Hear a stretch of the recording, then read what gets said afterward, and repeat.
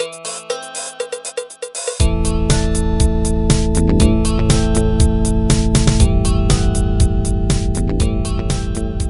hi, how you doing? Joseph Carabas here with another experiment in writing.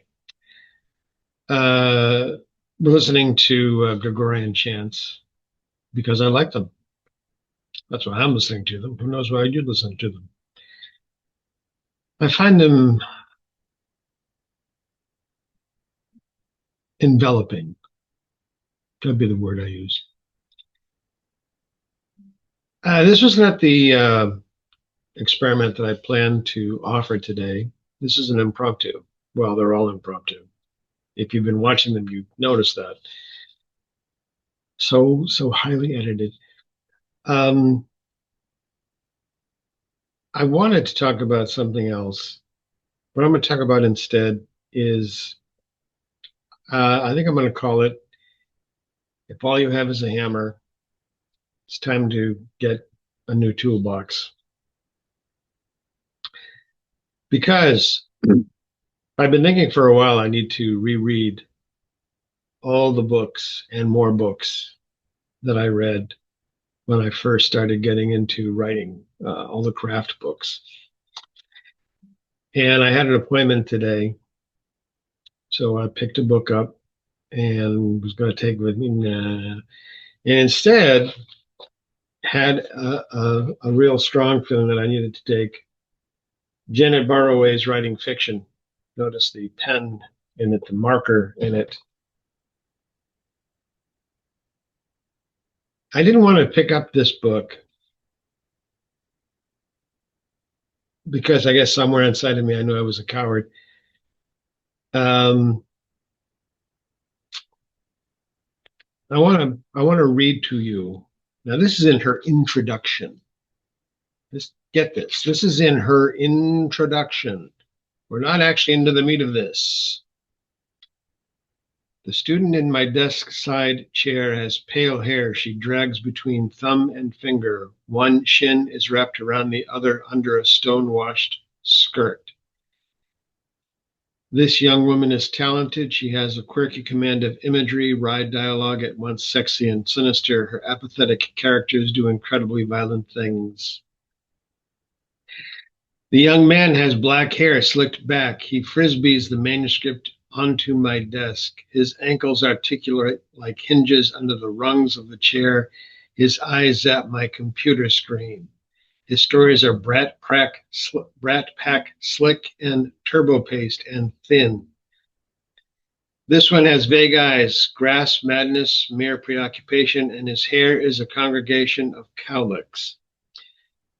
The tale he speaks of is wildly brilliant mess. Its so-called plot wanders and flails. Its surreal personages leer and galump in a setting sired by Kafka out of Juna Barnes.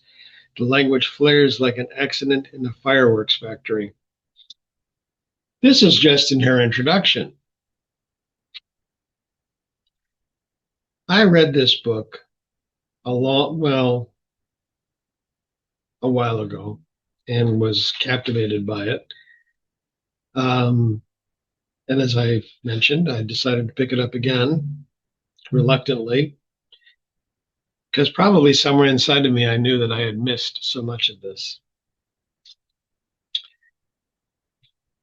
Specifically, what got me this time around, and I'm just in the preface.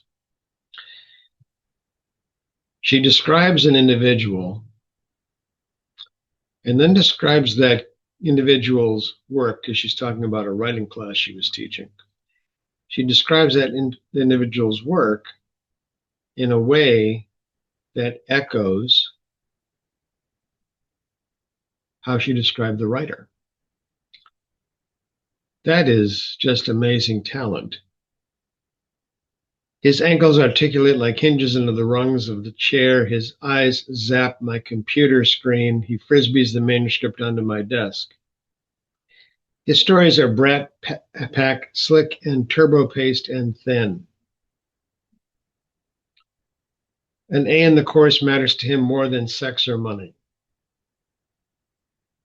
When she goes with Black hair slicked back, frisbees the manuscript. I can accept that that's him. She has given me the character in more than just a description of the character. She's given me the character and how the character acts, how the character behaves. This one has vague eyes, grasp, madness, mere preoccupation, and his hair is a congregation of cowlicks. Let's forget the alliteration, which is brilliant, beautiful. What his work is a wildly brilliant mess. The congregation of cowlicks. So-called plot wanders and flails. The hair's all over the place. It's the real personages leer and glump in the setting. You know, folks, I I used to think I was a good author. I read stuff like this, and I have got so much further to go, which is the point of these experiments. Because sometimes I get cocky and I think, yeah, I know what I'm talking about. Whoa. And God forbid, people actually ask me to help them. I'm the senior fiction editor of a journal. Well, I don't know crap. And I suppose the whole point is I know more than a lot of people. I know more than most people. But I need to know so much more. So this one's going to be short today because I need to go, excuse me, I need to go find a new toolbox. Someday I'm going to get rid of this frog in my throat.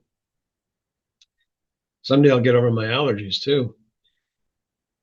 The aquatic amphibian climbs. The only solution I can come up with to improving my craft is to go back to what I did at the beginning, give myself daily exercises.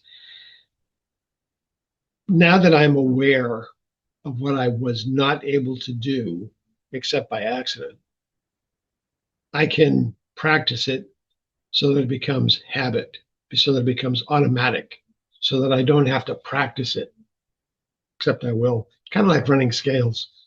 You need to keep on doing that kind of stuff just to make sure you can. Concert musicians, concert level violinists, musicians, oboists, they will practice running scales because it's good practice. I know on guitar you do that just to make sure you have your proper fingering up by the frets, and on piano and clarinet. Anyway, I said anyway.